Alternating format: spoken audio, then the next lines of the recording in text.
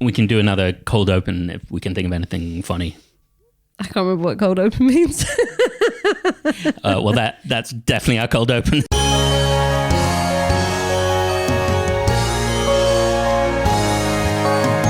Hi, Andrew. Hi, Pippa. Well, let me tell you what a great podcast this episode is. It's a very strange way of starting. What do you think? I think we should start with welcome to the Showstopper Podcast. Okay, welcome to the Showstopper Podcast with me, Pippa Evans. And him, Andrew Pugsley. It's our monthly dive into the world of improv musical theatre with special guests from those places who we get to make up a song and have a chat. And it's really a great way to meet your heroes. And this month we got to meet my hero, Gary Wilmot. Asterisk, everybody's hero, Gary Wilmot. Yes, particularly because I got to sit in a room with him. I thought I behaved very well. Yeah, there was minimal to no touching. That's right. I think I only blushed like twice. Very good. So it was What really good. did he say that made you blush? It was just his presence. Yeah. I just really love him. Yeah. In a really just like an all-encompassing kind of way. Wow, this is suddenly got quite deep on a kind of fully like spiritual level. Yeah. Well, I can imagine if we were to marry, we would just do patter songs instead of vows. Wow. And would you write each other's patter song? Yeah, that's right. Yeah, we would. But also we'd finish each other's patter song, you know? So we'd be amazing. like rhyming. Oh, it'd be so romantic. You thought a lot about your wedding ceremony to Gary Wilmot. We should probably say for anyone who's listening and doesn't know who Gary Wilmot is, who's Gary Wilmot? I mean, who is he? He is a musical theatre star. He's part of, we called him royalty. He's tried to bat it away, but we're going to stay with our decision. He's currently in Wicked in the West End of London town, but he's been in a million trillion shows. And as kids, he was on our kids' TV show as well. So he's really been a part of our lives. Absolutely. And he is like the archetypical song and dance man. And we'll find out, has a reputation, Pippa, for being just the loveliest man. Will the interview bear that out, or will he turn out to be horrible? Judging by my fluttering tum-tum, it's going to be okay. And we should say, right now, we are backstage in London's glittering West End. That's right. We are at the Lyric on Shaftesbury Avenue, about to do another Showstopper show. Yeah. Then we're going to be off on tour around the UK and all that. Yeah. So people should probably Google us, look up our website, etc. Yeah. Google us if you just stumbled on this podcast and have no idea who we are. A good first point of call would be to Google us. Do you not Google? I often Google rather than put people's websites into the thing. Yeah. So you can find out some more information. Yeah. That's what I meant, everyone, just in case it wasn't clear. It wasn't just you and me, though, talking to Gary, was it? No, definitely wasn't. Jonathan Ainscoe. That's right. Jonathan came all the way from Manchester, where he's based, just to meet Gary Wilmot, because he too loves Gary Wilmot just as much as I do. Yeah. And Duncan Walsh Atkins was on the keys, who, of course, was actually the assistant musical director on Half a Sixpence. Absolutely. When I was touring around the UK in the early 2000s. Something like, let's say that. Yeah, let's say it. And we had this conversation earlier this month at Tall Story Studios in North London. Oh, maybe we should have a listen. Good plan.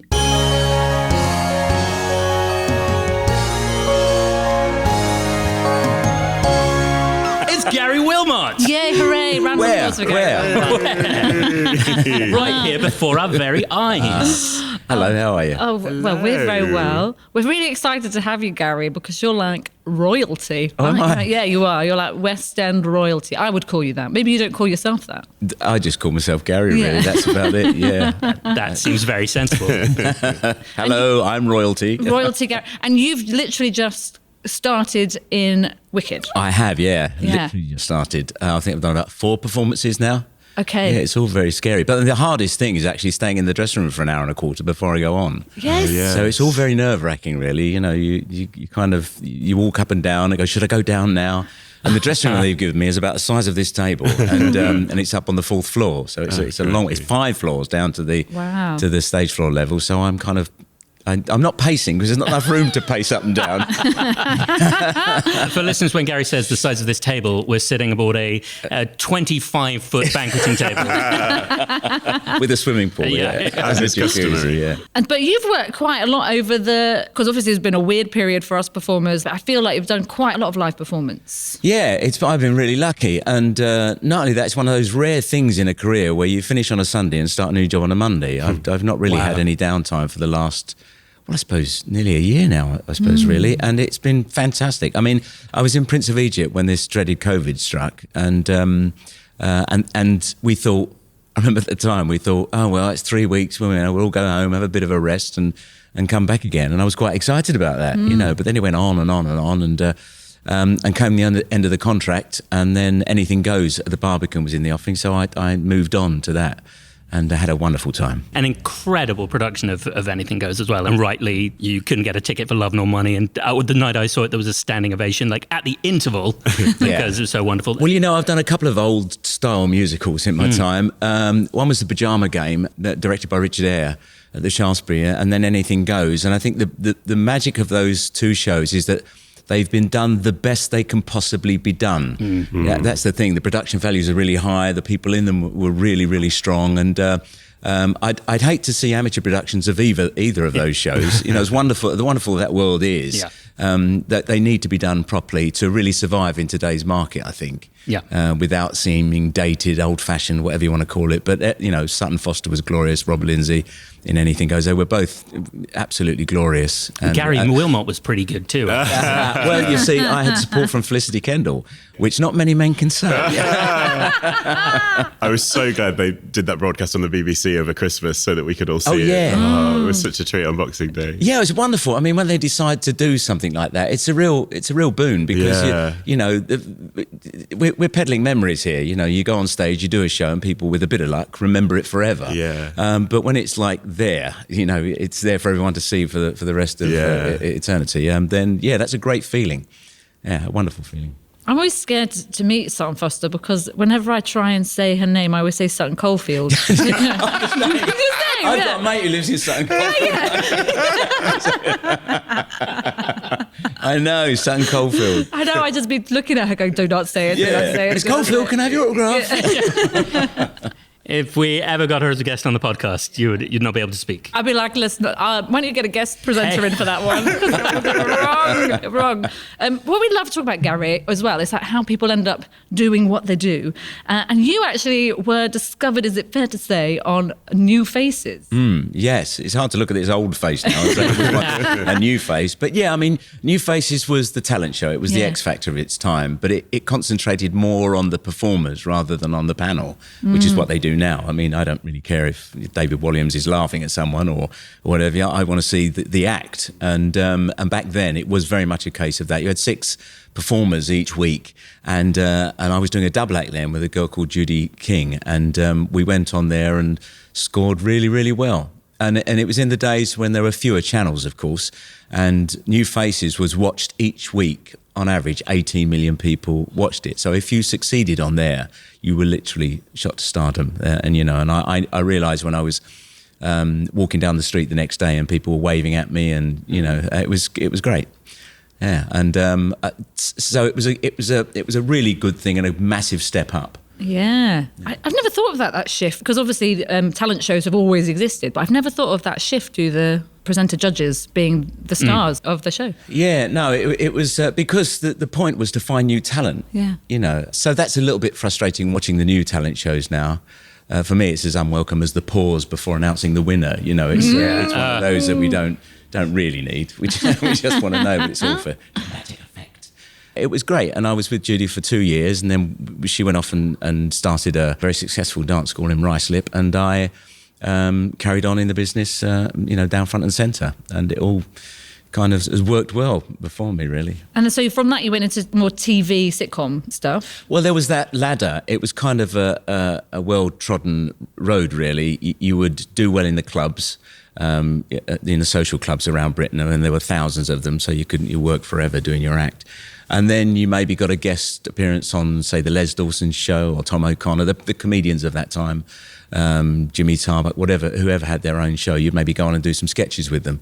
And then once you were in there, they kind of go, well, do you want to be a part of a team for a new comedy show? So my first one was Copycats, where we were all impressionists. Everyone on there was an impressionist. And then after that, of course, they pared us down a bit, and it was the Saturday Gang with Hale and Pace and Kate Robbins, and we were doing loads of sketches.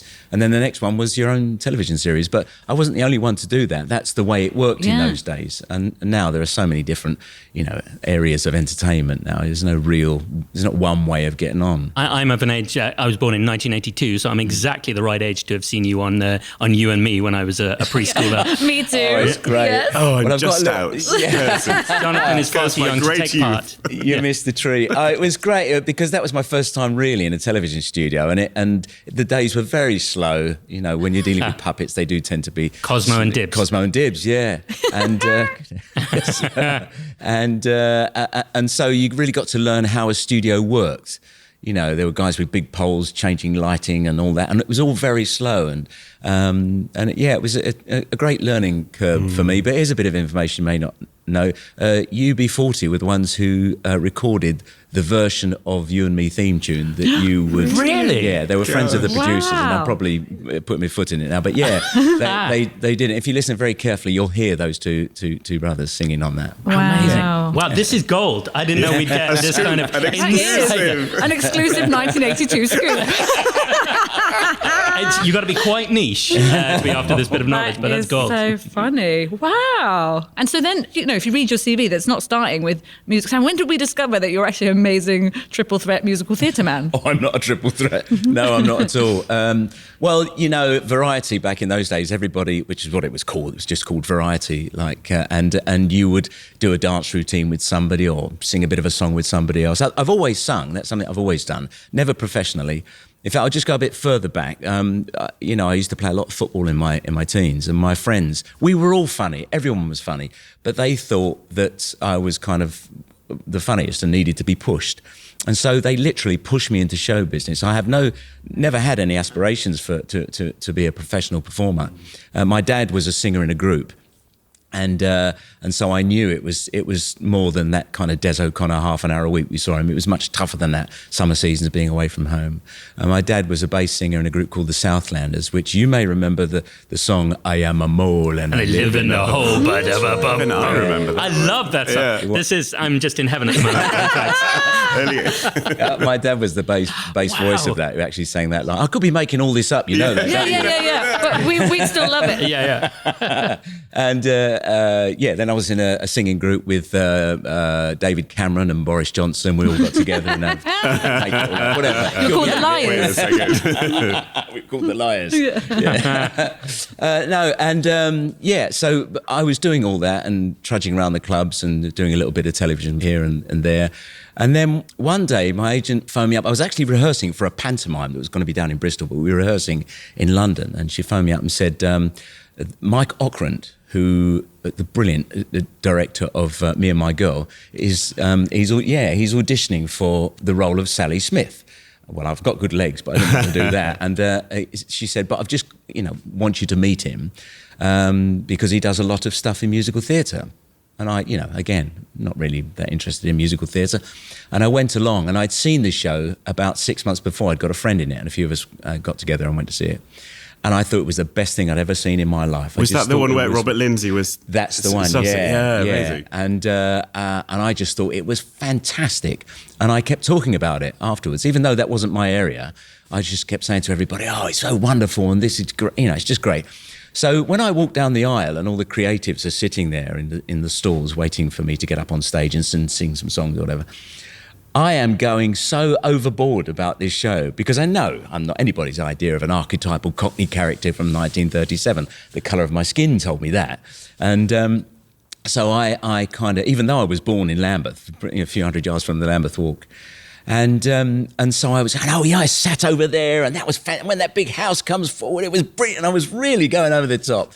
And I walked out and I thought, that was all right. I sang a bit and did a bit of dancing for them. And then the next day they contacted me and said, we'd really like to see him for the role of Bill Snibson in Me and My Girl. And that kind of changed my life. You know, I discovered musical theatre, you know, and I didn't have to drive all over the country. I didn't have to iron my own shirts. I didn't have to worry about the quality of the band because they, you know, 14 great musicians and a harp. So it was, you know, I was off and running really, and that was a very successful show for me, I have to say, and so I've been doing them ever since. That was it, and I suppose basically I found something that everyone else thought I was good at, and I carried on doing it. Yeah. Simple as that. Who was your Sally in Me and My Girl? It was Jessica Martin. Oh, beautiful amazing, Jessica. Yeah. We'd been on Copycats together, and we'd known one another for quite a few years then. So when I heard it was her, it was great. And Patrick Cargill, I don't know if you remember, Patrick Cargill was Sir John. He was a television actor, comedian. And and it was just fantastic. Because the sort of run of you all that did that, it was great. It was like Emma Thompson and Bonnie Langford, Robert Lindsay, like all of you were just absolutely sort of stars. Yeah, it was terrific. I think I was about the fourth Bill Snibbs. I think it was N. Rytell and Carl Howman, David Schofield, and then me. Yeah. It was a really good time, a fun time to be in the West End because basically you could park anywhere. So many people say that. So many people's West End memories are, I remember I used to be able to park outside the stage door. I love that. It's a bit like those American courtroom series that we see. The car just pulls up outside the courtroom and they get out and go up the steps, you know. My first encounter with you, Gary, was seeing you as Fagin in Oliver in, I guess, the late 90s. I was trying to remember. I think it was about 10 or 11. It probably was, yeah. I think I saw you in Manchester in Pippa's dream role of Fagin, of course. You can fight the third part I would love to play is Fagin. Oh, really? Yeah. So I'm hoping it's going to, fingers crossed. There's still time. Why not? I reckon in 20 years' time, that'll be all right. There you go, you see. I loved it. I really did. I was asked to take over from Russ Abbott up in Manchester, and I went up there for the 5 weeks. Yes, and of course, it's iconic. Yeah. It's a fantastic role. I was thrilled to be asked, and it worked out very, very well for me again. You know, I don't know what it is. I just kind of get my head down and get on with it. But it's a great role. I wish I could do it again, actually. Yeah. Although my body probably wouldn't let me do that. I bet you're great at reviewing the situation. I bet that's because you're so good at the patter song. I bet that tumbles out of your mouth. Yeah, it's weird that I don't know why I've been drawn to patter songs. Patter songs, for those who don't know, are just songs with loads and loads of words in them. And I remember before I even came into show business, I would learn songs like there's a jazz number called Twisted, which is a really complicated, and Trouble in River City. When I first came, you know, from The Music Man, it's a great big thing. And I learned for no reason, I just learnt it. But when I did, funny enough, a television series called Showstoppers, they were looking. What? Yeah, I know. It was with the BBC Concert Orchestra every week, and it was such a joy. We did 7 episodes. And they said, I said, could I do Trouble in River City? And they said, well, that's a bit of a mouthful, you know, to just learn in a week. And I went, oh, leave it with me. And of course, I already knew it. So when I turned up, I can do this. Got an hour spare. Give me 20 minutes. But yeah, so I don't know why, but I've always been drawn to them. So when I was asked to do the Dick Whittington at the London Palladium, I was actually working at the London Palladium in Wind in the Willows. And I was travelling in and out on the Underground. I just thought, what can I do? And that's when I got the idea to do the London Underground song. But before I submitted the idea, I wanted to know if it was possible to sing every single railway underground station name in one song. So I kind of started to write it and learnt the first couple of verses. And every night after the warm-up of Wind in the Willows, I would walk to the front of the stage and try and recite as much of the song as I could in the actual environment that I was going to be delivering this song in. And when I got confident enough, then I presented it to the producer, Michael Harrison, and he said, yeah, go on, let's do it. Amazing. So I finished off writing it and did it, and it was wonderful. It was one of the best experiences of my life. To see an audience stand up at the end of a song is just glorious. We love the video of you doing that in the field. And your dog at the end is just looking at you like, what the hell are you up to, Gary? What is going on? Yeah, Biggie at the Whippet. He's, it was just one day I just thought, I'll do this, a bit bored, COVID, lockdown and all the rest of it. So, yeah. Well, I'll do it for you now. Hyde Park Corner, Rayners Lane, King's Cross, St Pancras, Bankwood Lane, Angel, Aldgate East, Queensbury, Queensway, Queen's Park, Green Park, Dagenham, Heathway, Dagenham East, Ruislip Manor, Mill Hill East, Moorgate Moor, Park Putney Bridge, East Ham, West Ham, London Bridge, Ealing, Broadway, Clapham Common, Clapham North, and on and on and on. Oh, so good. Thank you. That's my favourite bit, Ealing Broadway, just because that's where I grew up. Is that right? But it's so joyful. Ealing Broadway. In my head, Ealing Broadway is this train terminates at Ealing Broadway. Yeah, yes. Much less fun. Yeah. So now I have a new way to think of Ealing Broadway. Could you re-record that announcement with you going, Ealing Broadway? I'll do the Gen trains. Imagine if that's how you came out of every tube station. It would Yeah. be wonderful, wouldn't it? Ealing Broadway. Yes, yeah. King's Cross and Pancras. Yeah. There we go. We need to get opera singers Come on. in. British opera singers. Yeah. Gary, don't talk yourself out of a job. Oh, right. Yeah. I'm too busy. I'm too busy doing musicals. Yeah. Oh, there's one that gets me every time. It goes, where is it? Spank. What? What? The next station is Spank. It's Spank. Oh, For some reason, it always comes, the next station is Spank. steady on. Hello. Those city I boys. don't know what goes on there. Yeah. Gary, of course, you've worked with Duncan, Walsh, Atkins, showstopper musical supervisor. Before we started recording, you were laughing about a showbiz grape anecdote. Can you tell us that story? Yeah, well, it was inspired by Duncan, who got on the piano there and started playing a little bit of music from Half a Sixpence. We worked together, and there was a party scene, where I used to take a grape off of a lady's hat. It was part of the decoration on the hat, and then I'd pop it into someone else's, maybe the waiter's mouth, and then whack him on the back, and he would spit it out into the pit. And sometimes Tom de Keyser, the musical director, would try to catch it. And one night he spat it out, and it landed right on the demo button on the keyboard, and it started to play Quando Quando. And there was Tom desperately pulling the leads out of this machine because he didn't know what was wrong with it. I went out for the next show, and there was an egg box over all of the buttons. He gaffer taped an egg box over it. No changing there. Can we talk more about our namesake, Showstoppers Yes. with Gary Wilmot? We then chose to call ourselves Gary Wilmot, the improvised musical. Yeah. I, again, remember watching that when I was a kid and just loving it, and really helped kind of ignite my love of musical theatre. Oh, and it was good. that kind of classic musical theatre variety show. Yeah, I mean, Kevin Bishop, the producer, director, came to me and said, we've got 2 days in a theatre. I think they found some sort of element of the BBC Concert Orchestra's contract that says they have to do 5 things in the studio because they're doing stuff for radio all the time. And they'd never really taken advantage of that. And he said, we've got 2 days in the studio. If you've got any ideas? And basically we came up with Showstoppers. There was a nucleus of performers led by myself. And then we had guests that could come on and sing a song from a musical. Now, it didn't matter what style or whether the musical opened and closed or whether, but they could come on and sing a song from a musical. And it's got people like David Essex came on and sang stuff from Mutiny on the Bounty. And we had Luther Vandross. That was a great version of a few of my favourite things. I know, it's quite mad, really, isn't it? But he got that off an album and he came in and sang that. So it was wonderful. I mean, there were people from musical theatre like Elaine Page but lots of people, Dennis Waterman, the kind of the touch musicals in their time, came on and sang stuff. It was hard work because we were doing, every 10 days we were doing a 50-minute show. So that was hard work, and it had to be quite slick. And lovely Gillian Gregory, our choreographer, who choreographed Me and My Girl, she was brought in to do Showstoppers. It was a real joy. And we did the first one. They just did it wasn't even a pilot. He said, we've got this, these 2 days. Do you want to do it? So we put it together and we did it. And Anne Robinson was doing Points of View at that time. Right. And it was one of those, please, can we have more of this? Can we have more of this? And so they immediately commissioned a series of 6. Amazing. Letter signed Mr. G. Wilmot of London. Yeah, they were all from a Wilmot. That was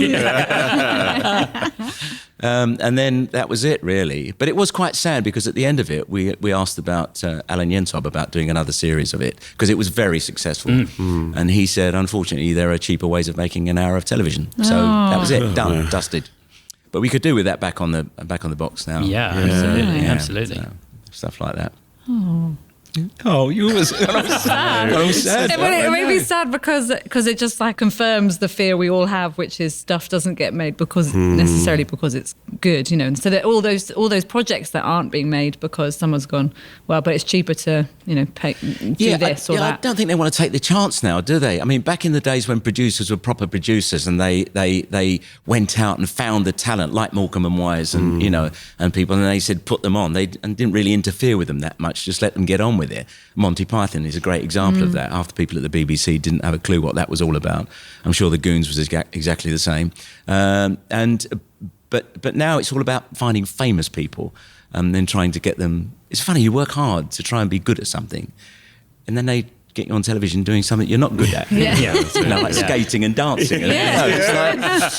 Whereas it's great watching the old variety acts as well back in those days. I feel like variety is coming back. I really do feel that, actually, and notice that more and more people are going, actually, we shouldn't have everybody on this bill to be doing exactly the same thing, because the audience will much prefer it. So I'm personally excited for variety. Yeah, I am too. I mean, people are loath to use that phrase variety because it sounds Victorian, it sounds old, or even wartime maybe.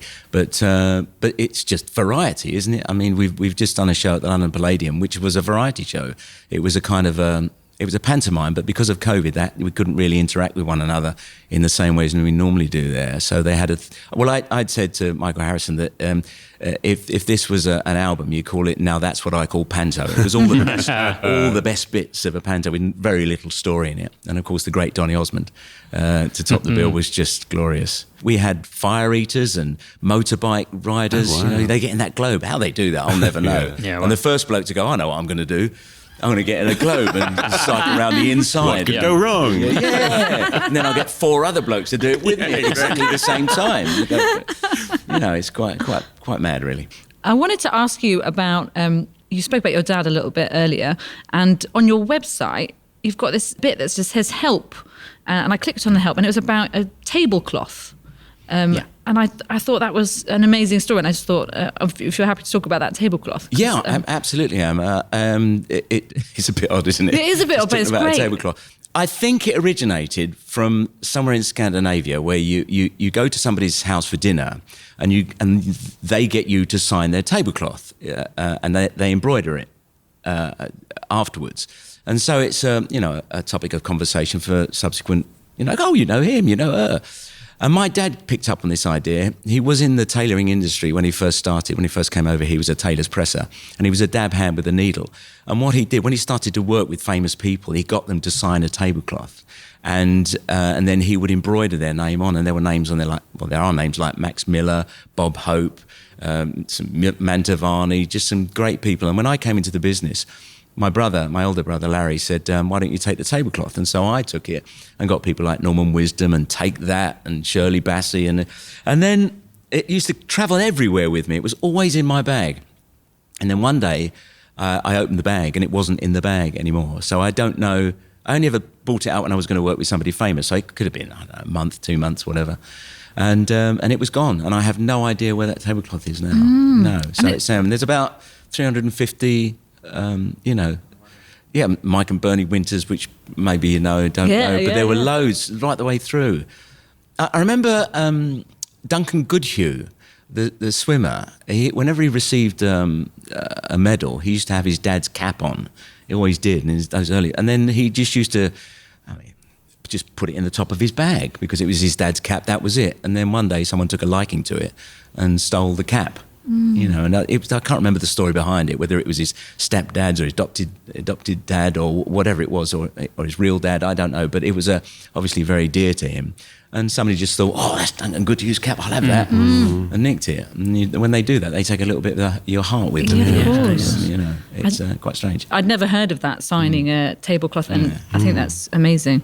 But I hope because it's so unique, you think, what could you possibly do with that other than put it on a table and be like, I nicked this off Gary? Yeah, I know. There's only 2 I've heard of. One was on, somebody phoned me up, several people phoned me up because it was on the Antiques Roadshow, but it turned out not to be my tablecloth. Okay. And I worked with Eunice Stubbs once, the great Eunice Stubbs, and she had one as well. She just did hers, and then I bumped into her years later, and she said, "Oh, I've stopped doing it." But they're the only ones I know of. Wow. I would have liked to have seen if in the middle of that episode of the Antiques Roadshow you just jumped in and said, Jacques Hughes. I thought, or if Una Stubbs had stolen it. Oh God, this is awkward. Made a dress out of it. It reminds me, I saw a Friends show good like 3 or 4 years ago, which I don't remember the name of now, so it's a terrible anecdote. But it's this guy whose father every week used to draw little cartoons on his wage packets as a little gift to his wife. Oh, wow. And it was the most beautiful story. The show was just this guy like showing them on like an overhead projector and just telling the story of his parents' marriage. And you see like they started off as just little scribbles, like just like a little love heart or something when he gave the pay packet over to his wife. And then by the time they retired, there were these really elaborate things. Absolutely beautiful show that I don't remember the name of, but it was great.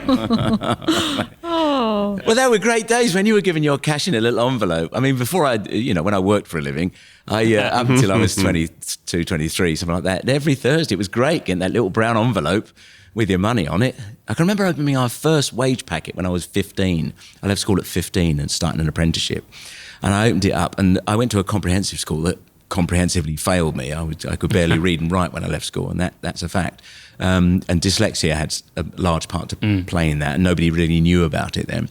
But I remember opening up my wage packet going, what's this? I'm getting £4.50 and the government have taken a third of it. I didn't sign up to this. The guy said, no, you don't sign up to it. So it just happens, I was so angry. In the before times, before the COVID, doing the Comedy Store Players, we would get paid in cash in a brown envelope. That was my last paid cash. And the saddest moment for me during COVID was when I'd finally finished the last bit of cash out of my last brown envelope. I was like, this will never happen again. Because now, of course, everything's cashless. But it's funny how different it is to feel the money in an envelope, isn't it? Oh, absolutely, yeah. And the change was always in there as well. It was never an exact amount of paper money. There was always a 50p in there or 75p. And happy days. Oh, the old we all had days. money. Hey. Well, this has been delightful, Gary, but I wonder if you'd like to make up a song with us. Oh, I don't mind. Yeah, tell me how it works. What do I do? What's the song about? You sing and we clap. Oh, that's it. Basically what will happen is we'll get a topic and then Duncan Walsh Atkins will be on the keys. He'll start playing and we'll just be inspired to create something. So our only rules are don't worry about trying to be funny because it's a musical theatre rather than a comedy thing. Oh, can it be tragic? It can be absolutely tragic as you like. And try and keep eye contact with whoever you're singing with because we will be with you. And when we get to a chorus, we often repeat the chorus. We sing it once and then repeat it. And you don't have to take the whole thing on yourself. There's only the responsibility to do my line and then pass it on. And we'll build something up. Well, I'm sure brick by brick. Yes. Something will happen. It's a bit like opening crackers, isn't it, at Christmas? You just read your joke out and then hope someone's got a joke that tops it, maybe. It's exactly like that, Gary. Gary Wilmot's Christmas Cracker. There we are. We've got a title already. Let's make up a song.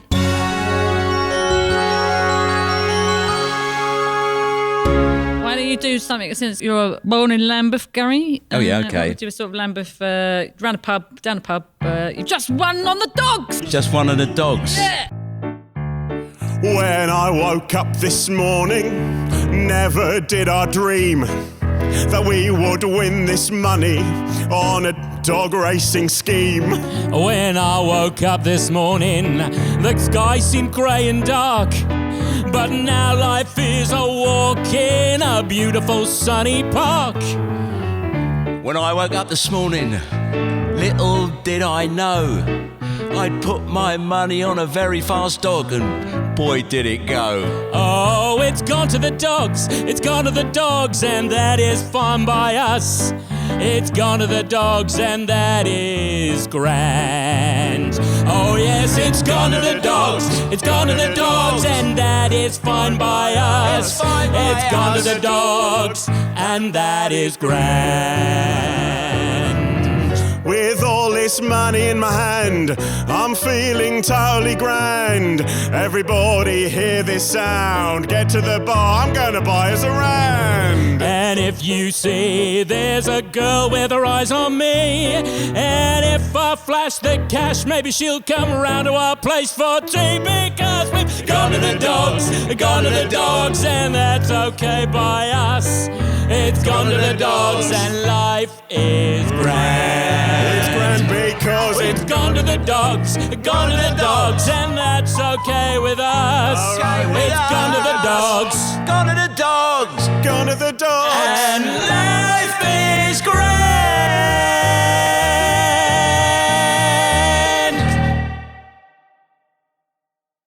Gary, how was that? How did you enjoy making up a song? I enjoy it very much indeed. I think West End, here we come. There we go. Fantastic, eh? Gary Wilmot, the improvised musical. Well, thanks so much for coming, Gary. Is there anything you would like to tell our listeners to either see you in or? Well, not really. I mean, I don't really want to mention Wicked at the Victoria Apollo, because that's cheap when people come on to do that cheap, sort of stuff. Always got cheap. something to plug, haven't they? I mean, it's an amazing show, and there's a lot of green in it as well.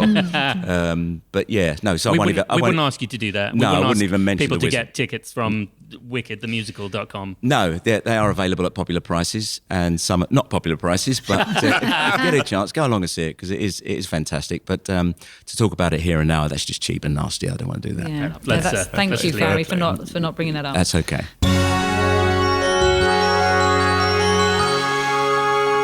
Okay, Pippa, judgment time.